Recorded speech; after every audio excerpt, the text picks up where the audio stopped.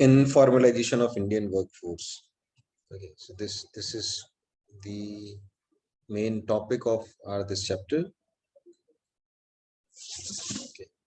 And this is really important topic जिसमें से आपको board exam में question आ सकते हैं. Okay.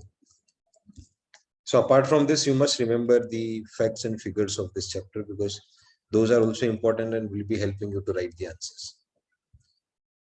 Now, what does informalization means here? You see, majority of these Indian jobs are in the informal sector, where there is no mutual agreement between employer and employee. And this really is, very, very, very problematic because, when there is no mutual agreement between employer and employee, then somewhere it affects the, quality of output as well. Because the workers, they do not have surety of their job or wage rate. And that makes him, keeps on switching the job, and that hinders the process of output. Okay. This is the general observation. Apart from this, there are not many things, and even the labor law that we have in India is also this, like, it needs to be updated. Okay. Now let's talk about first the structure of employment in India. As I've said that there are two formats we have. One is formal sector and the other is informal sector. So we'll try to understand what is formal sector and what is informal sector first.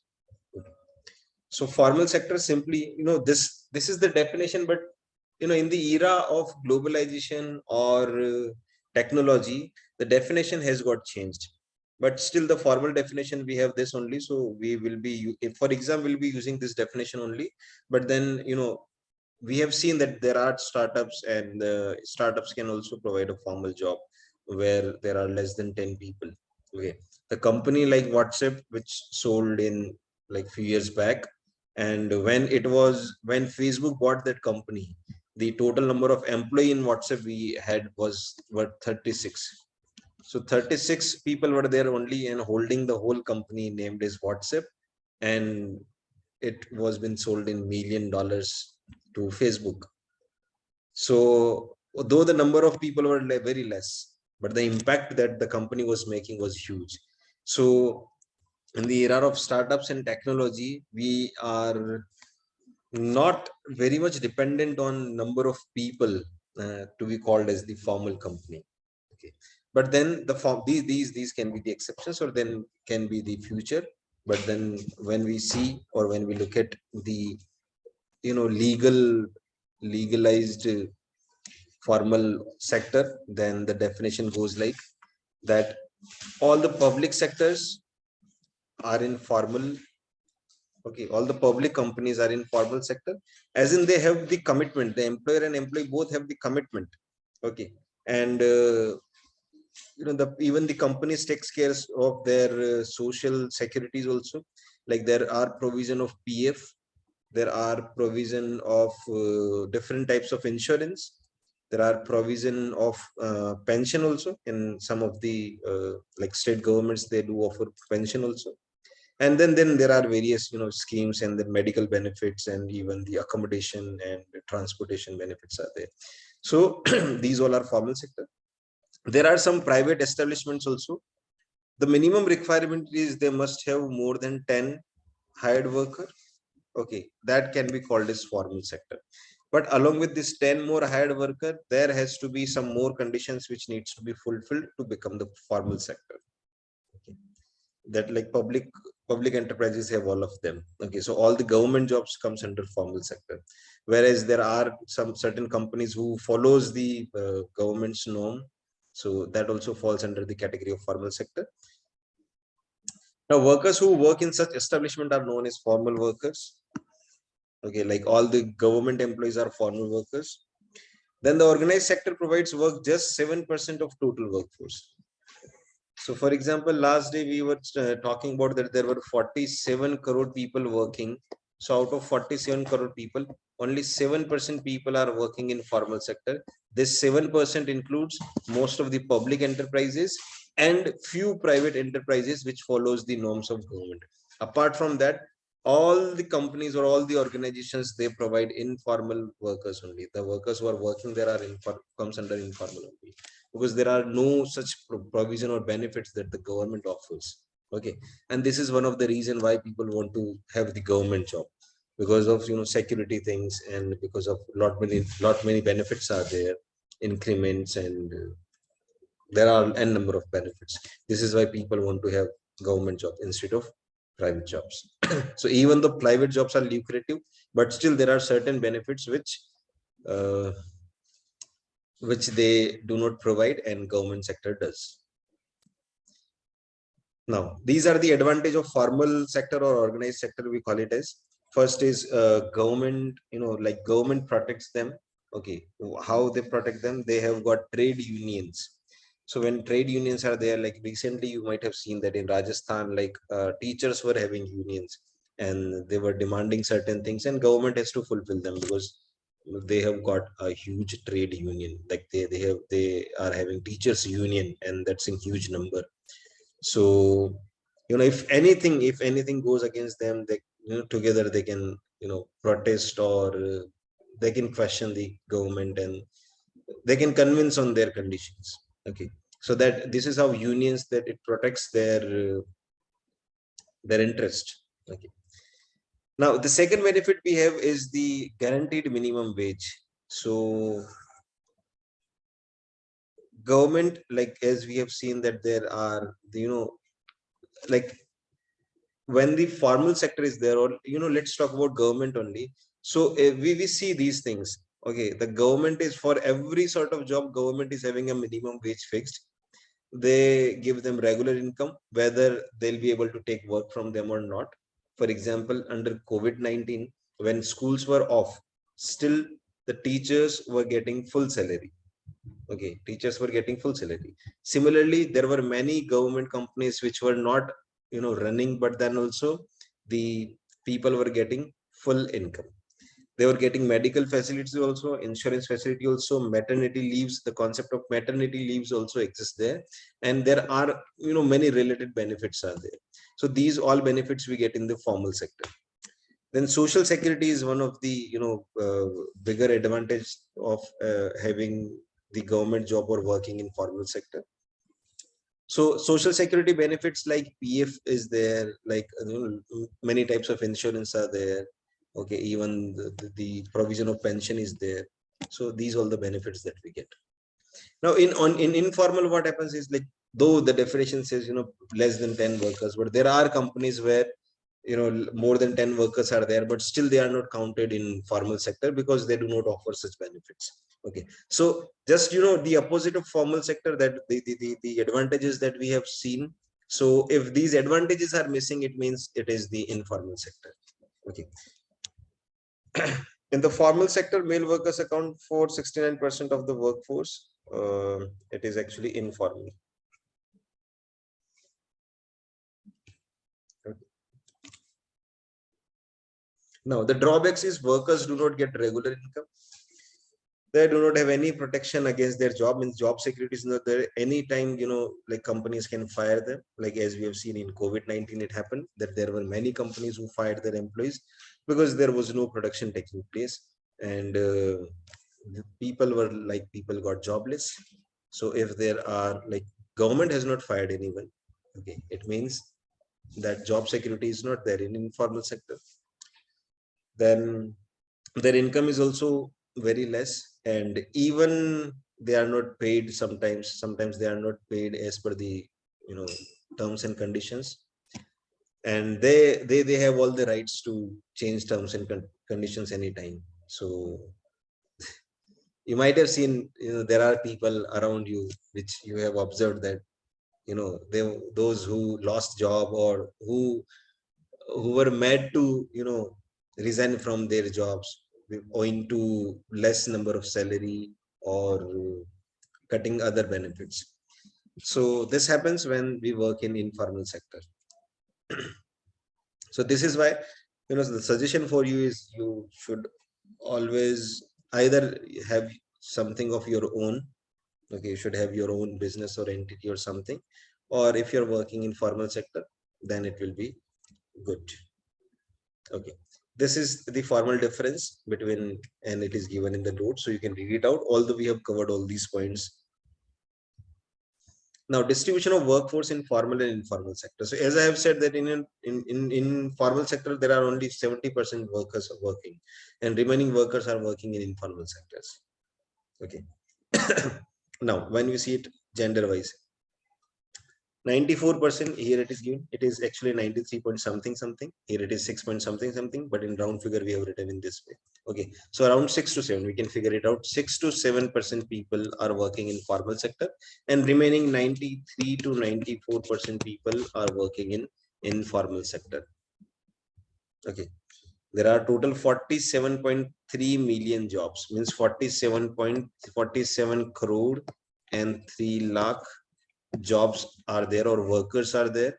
Out of these workers, okay, you can calculate 6.7% of this, 6 to 7% of this. So 47 out of 47, there are around 30 lakh people are working in formal sector, and 443 means 44 lakh people are 44 crore people are working in informal sector. Okay, you can check this percentage. Now, employment status by gender. So when we look at gender, then we see 94% are in informal and 6% are informal. This we have seen. See here.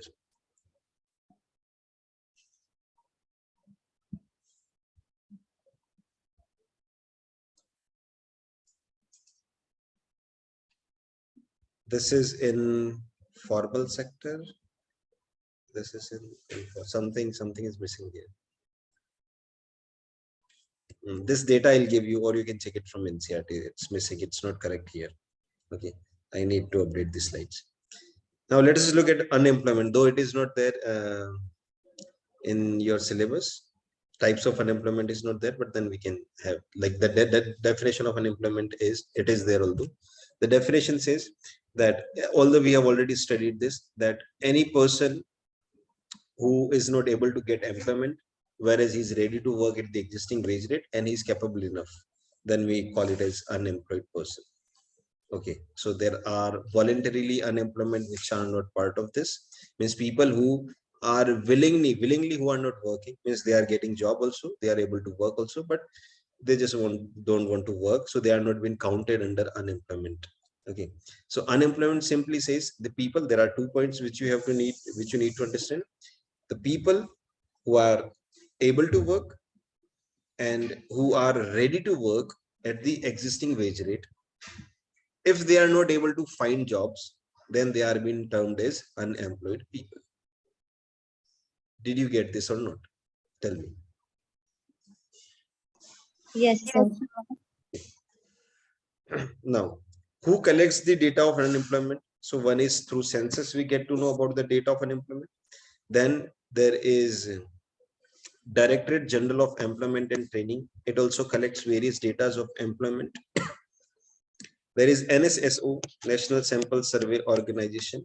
This also collects the data. So through 3 sources, we get the data. One is through census, second is through Director General of Employment and Training, and third is through NSSO. Okay, so we get data of unemployment. These are types of unemployment. I have told you that it is not part of your syllabus, but then also you can just have a look at them. Disguised unemployment. Okay, it is the unemployment where more number of people are working, whereas they are not required. The example is agriculture. Seasonal unemployment is they are getting work in the season only, and open unemployment is like most of the time these people are not having work. Okay, so disguised, as we can see, the picture of agriculture is been shown here, that you know, like what do people do if they do not have any job? So whatever they have, they keep on working there only. So in agriculture, we find that more number of people are engaged, where the productivity of agriculture is not so. Okay, so even though if less number of people will work, then also we'll get the same level of production or productivity from agriculture. So government's target was to like remove those people from there and engage them in some industrial work or in service sector. Okay, so that's what disguised employment is. Simply more people are engaged in work than the really needed. This is the simple definition of disguised unemployment. Okay, meanwhile, if you have any question, you can ask me. Okay, now if two workers are needed on a piece of land, five workers are engaged on the same job, then the three workers are disguised unemployed. Okay, so this is the simple calculation. Then open employment is the people who are actually looking for job. They want to work, they are able to work, and they are able to, they want to work at the existing wage rate, but they are not getting job. So they are open unemployment, and this is worrisome. For our country, this is worrisome, and we need to engage these peoples. Otherwise, there can be many consequences of this. One is obviously the level of GDP will get down, and even the aggregate demand will also be affected, and even it may cause an increase of crime rate also, because they will have their own needs, and if they'll not get job, then they will try to fulfill their needs in some or the other ways, which may be crime activities also, or which may be like anything. Okay, so this is what unemployment, open unemployment is. Seasonal employment is sometimes people are getting work, sometimes they are not getting work. Okay, so um, the uncertainty of employment is there, and like there are few sectors, like tourism sector is there in Rajasthan. We see that in summertime, no tourist comes there, so the people who are engaged in tourism, then they become jobless. Okay, like we can see the guides on the fort, or then there are many vendors also, they also get unemployed because of seasonal. Agriculture is even a seasonal work, though technology can help them, and these modern techniques which have come, because of that we can do agriculture at any time, but sometimes climate does not support, so that is also one condition. So this is seasonal unemployment.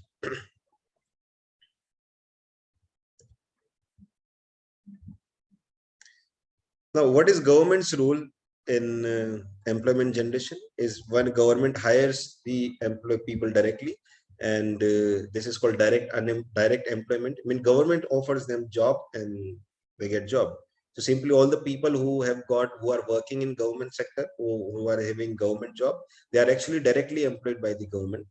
Second is government provides indirect employment, in indirect employment, like what government does is government creates a sort of infrastructure. Government boosts the private sector or encourage the private sector to open more industries, to open more offices, and this is how government indirectly helps the people to get jobs in private sector. So that is indirect employment. And then the poverty alleviation program, these are also, most of the programs are actually employment generation program under poverty alleviation.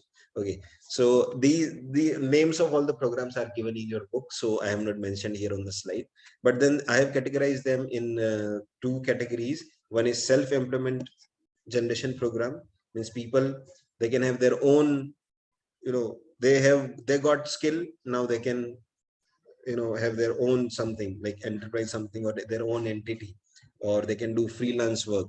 Okay, so for that government even provides a like small loans also, so that they can establish their own offices or their own entities. And second is wage employment generation program. Government does a lot of expenditure on like development expenditure, government does. So in that way also government provides employment to people. Like in rural development, we have seen there are many schemes under that. Government does a lot of development in rural areas, so they require a lot of labor, and through various schemes like Manrega, government hires laborers and give them wage. So this is also another source of generating employment. But then again, when we talk about this, is very casual, and even it's like informal. So this is there. Okay, so these two types of employment generation programs are there. So these are basically not to make people very stable economically, but this is to support them so that they can come out of the poverty, and then they can do, when they'll be able to fulfill their basic needs like roti kapda makan, education and health. When these five things are being taken care, then obviously the people grow themselves, and then they can find good work for them.